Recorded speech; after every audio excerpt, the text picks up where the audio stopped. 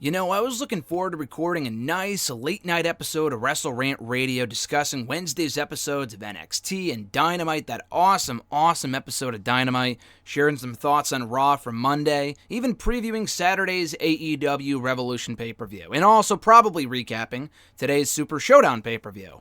And then the show actually happened, and holy shit. I mean, I'll be honest with you right up front, I thought it was one of the better, if not the best, Saudi Arabia pay-per-view the WWE has put on to date, which I know the bar is very, very low. The bar has been set low with some pretty lousy shows they've done to date. But I thought today's show, honestly, overall, was not entirely terrible. Until that main event, or whatever the fuck you want to call it. I have a ton to say about Goldberg in 2020 being the all-new Universal Champion, very likely heading into WrestleMania 36 to defend against Roman Reigns. Did I not say this was a possibility? Here on this show, on hashtag SGSM, I told many other people who doubted me, and they said, Graham, listen, there's no chance, there's no way that Goldberg is walking out of Saudi Arabia the new Universal Champion. And I absolutely hate that I was right. And yes, I did predict Wyatt to walk out still the champion. That was my official prediction. Because my mindset was, listen, this is far from a foregone conclusion that Wyatt is retaining this title successfully. Knowing WWE and their track record, there is a very good chance that Goldberg wins the championship on this show and walks into WrestleMania for that match with Roman Reigns. It was reported. I was saying this well before the reports came out, but the reports came out soon after I said that, probably the night that it was announced that Goldberg was facing Wyatt for the championship on the show.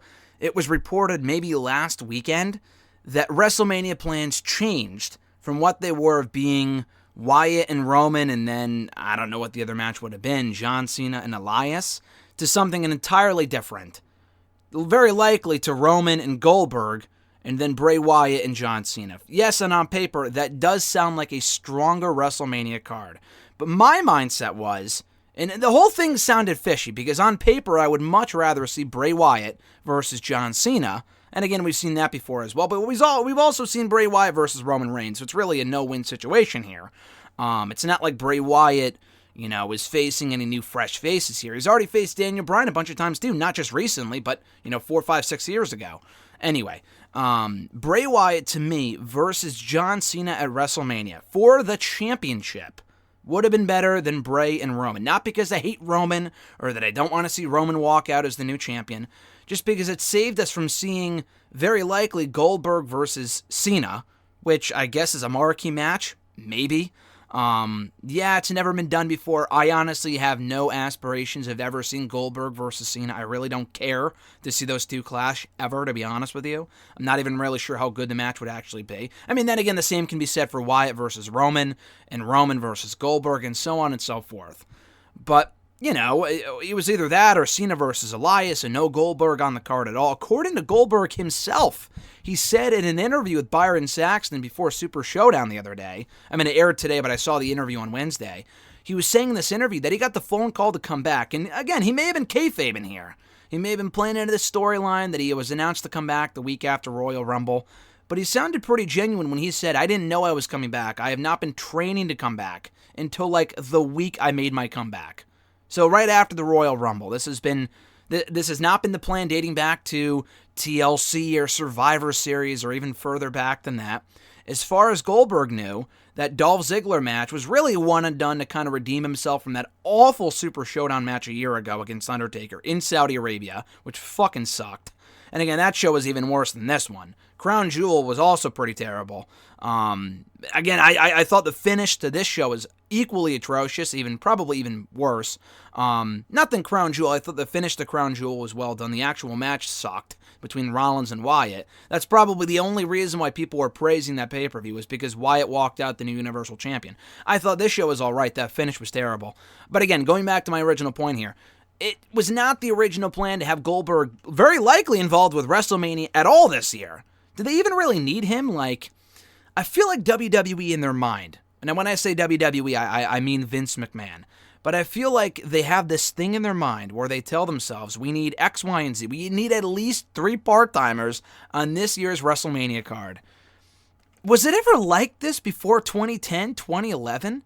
Like, I was going back in my head, it feels like we have at least one part-timer on every WrestleMania, especially in the main event. But definitely, I mean, maybe not in last year's main event, but Ronda Rousey, yeah, she was a full-timer, but we haven't seen her since. So I kind of count that as being a part-timer a little bit. But putting that aside, but we've had The Undertaker in the main event in recent years, Brock Lesnar, Goldberg was involved in a Universal Championship match 3 years ago. Batista, The Rock, you name it, they were involved in the WrestleMania main event, Triple H being another one. Triple H won't be on this year's WrestleMania card, but we'll probably have The Undertaker, John Cena, Goldberg, Brock Lesnar, who was kind of more of a quarter-timer at this point. I mean, he was on every Raw for the first 5 or 6 weeks of 2020, including the Royal Rumble pay-per-view. Now, he was on Raw this week. I don't know if he was on last week or the week before, but he was on this week. I assume he will be on next week, coming off of this pay-per-view. I mean, I'm not really sure about that 100%, and we're also going to have Edge on this year's show. So that's a lot of part-timers right there. So we probably don't need Triple H. And I'll talk more about that later if I can remember. I would love to talk more about Triple H and why we do not need a Triple H match at WrestleMania this year. I'll get to that later. But as far as Super ShowDown goes, man, I mean, that finish really stunned me. I mean, again, as I said earlier, I knew there was a chance that Goldberg could beat The Fiend and become the champion. I didn't think they would actually do it because it's so insanely stupid. Why build up The Fiend for 6, 7, 8 months only to fucking feed him to Goldberg, of all people? It's not even the fact that Wyatt lost. I mean, it is. There's a lot of different factors here. Because I had a lot of people trying to tell me, well, he was going to lose anyway at WrestleMania. Well, what's the problem? He was going to lose anyway. Well, no shit. You know how many times I said in the last 6 weeks, obviously he's not walking into WrestleMania the champion. I said no matter whether he faces Roman, Goldberg, John Cena, Elias, Zack Ryder, it doesn't matter who Bray Wyatt faces at WrestleMania. He's not leaving that show as the WWE, or rather the Universal Champion. I came to terms with that a long time ago. I said as soon as he won the championship, he will probably walk into WrestleMania, as he should, as the Universal Champion, and then lose it there. It just makes sense. It's booking 101. I'm not saying you have to do that every single year, where the champion is built up for 6, 7 months and they lose the belt on that show. Like Brock Lesnar. Brock Lesnar was the champion for quite some time before he dropped the belt to Seth Rollins on last year's show.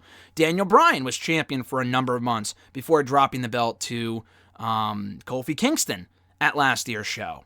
I'm not saying you have to follow that formula every single year, but from a storyline standpoint, there was just no reason to have Bray Wyatt drop the championship before WrestleMania. It made sense to have him hold it till WrestleMania, especially given the push that he's been given as this monster heel.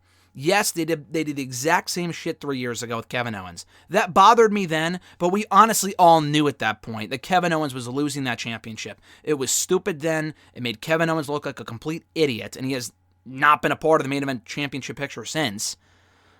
He has kind of flirted with the main event a little bit, but he's not been involved in any major program for the WWE or Universal Championship. He was for the WWE title for a cup of coffee last year with Kofi Kingston, but he lost every single match, and they weren't all that good anyway.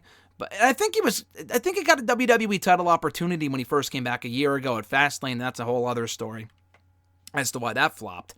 But he has not been given another run as world champion. That first one was not great. To be honest with you, the Wyatt run has not lit the world on fire at all. I understand that. The matches have not been the greatest, but that's not the only thing to me that makes him a good champion. He is the best part. Maybe not the best part, Otis says. He is one of the best parts of SmackDown. The character is still very popular. I've been at a number of shows where he's been there. And it always gets a reaction. The Fiend's entrance in the dark match segments always gets a reaction. People love The Fiend. It's selling a lot of merchandise. It's still very popular. The matches aren't that bad. The Rollins matches sucked. The Miz match was whatever. The Daniel Bryan matches, by and large, I thought were very good. The Survivor Series match was probably exactly what it needed to be. And the Royal Rumble strap match, which probably should have sucked, I thought was honestly kind of good. So it's not like Wyatt has stunk out the joint as Universal Champion. And then he has this match, which really wasn't much of a match. But if he beats Goldberg, more power to him, lends credibility to Bray Wyatt going into WrestleMania. It means more if Roman Reigns beats The Fiend. And again, Roman Reigns being champion again, I'm going to be completely honest with you. This might piss people off. I have no issue with it. I really have no problem with it. It's not a fuck Roman Reigns campaign here. It's not like, oh, screw Roman Reigns, like anti-Roman Reigns, whatever. I have no issue with that. It's not exactly a match or a programming. It wasn't, a program or a match or a feud or whatever that I was eagerly, overly anticipating the same way I was like AJ and Nakamura a couple of years ago. Just because we've seen it before and it's Roman and Wyatt. You're not going to get a 5-star Matt Classic out of those guys. But it made sense. And having the Fiend lose to a guy that's on the active roster made fucking sense. We already have the part-timer as the champion versus the challenger that's the up-and-comer on the Raw roster with Brock and Drew. They already filled the quota there. To have two part-time champions, and Brock is a part-timer. I know, I joked, he's a quarter-timer, but he's still not a full-fledged member of the Raw roster. To have two part-timers walk into WrestleMania with those championships, it's crazy to me that we're in a position now where that's happening. It would seem like for the last couple of years, yeah, with one match we would get that, usually on the Raw side it would be Brock or Goldberg, whatever. Never on SmackDown. SmackDown it would be either Bray Wyatt actually walked into WrestleMania as the WWE Champion 3 years ago, and when Goldberg also walked into WrestleMania as the Universal Champion. I mean, the match with Randy Orton sucked. For the WWE title, and the feud really wasn't all that great towards the end there anyway. But at least it was two full-timers. It wasn't like Wyatt walked in there and lost to Goldberg or someone that wasn't going to be there the next day. That didn't really, the match sucked, and again, Wyatt probably should have won, but it didn't bother me all that much because, Randy Orton is on the active roster. I think last year, like I said, it was Bryan and Kofi. That was the perfect WWE title match. Bryan was a great champion. A much better champion than people probably give him credit for. He had a really, really good reign. One of the better world title reigns in recent history. That match with AJ the Rumble last year wasn't the greatest. It was kind of boring, to be honest with you. But overall, he had a great reign. And he put over Kofi Kingston like $1 million at WrestleMania. Perfect. 2 years ago, it was AJ Nakamura. Did the match light the world on fire? No. Did it fall well below expectations? Yes. But did it feature two full-timers? Yes, it did. So, for all those complaining about that match 2 years ago, you know what? At least it was two full-timers. We're having two part-timers and two different world title matches at WrestleMania 36. I feel like we're regressing here. What the fuck is going on here? It doesn't matter who walks out with the championships of Mania. Honestly, with Drew, I think it would be great. If Drew loses to Brock, they've got problems. I don't think they would do that. Again, I said this a month ago when Drew won the Rumble, when a lot of people were saying, oh, there's no chance Drew loses at WrestleMania. They're strapping the rocket onto him. Not so fast. They were strapping the rocket onto the Fiend too, and look what happened. So you can never be too sure when it comes to WWE. I thought Roman was beating Brock for that belt 2 years ago at WrestleMania, and he didn't. So you never know for a fact who's going to win what. It's WWE. They very rarely do what's logical, what's right, blah, blah, blah. And it's great when, honestly, in a weird, sick way, it's not better that way, but it makes those moments where they do the right thing mean that much more. Like when Drew won the Rumble, that was an awesome moment. How do we go from that to this shit a month later with Goldberg ending a Saudi Arabia pay-per-view as the new Universal Champion? How the hell does that happen? And again, I would probably be 10 times more frustrated if this was 3 or 4 hours ago, right after the show had ended. I was pissed. I honestly was speechless for a little while. And Alexis was way more frustrated about that outcome than I was, because she's a big Bray Wyatt fan, and she honestly doesn't even want to watch SmackDown anymore. And I can't blame her. The show sucked anyway, but we had the opportunity. I actually said this well before any of this happened a week ago when we were going to watch SmackDown. And, we were ready to watch the show literally 10 minutes from the show starting. I think I watched the first half hour myself anyway as it aired. But we came to the conclusion, hey, let's watch a movie instead. So we watched Step Brothers, because SmackDown has been so fucking abysmal since the move to Fox, for whatever reason. Creatively, I don't know if it's a network thing, I have no clue. We didn't watch the show. So why would we want to watch now? Yeah, Cena will be on, whoop-de-frickin-do. Who cares? I'll just watch it myself within an hour after it airs, as opposed to watching it live, because it doesn't feel like a must-see show. Who's going to stay home at this point to go out of their way to watch SmackDown? Be completely honest with me. Are you one of those people? Probably not. And if you are, God bless you. I have to write about it. My work involves WWE, so I can't really say that I can't. But I can always catch up on it after the fact, an hour or two later. I don't have to watch it live, especially if it doesn't feel as must-see as it probably should.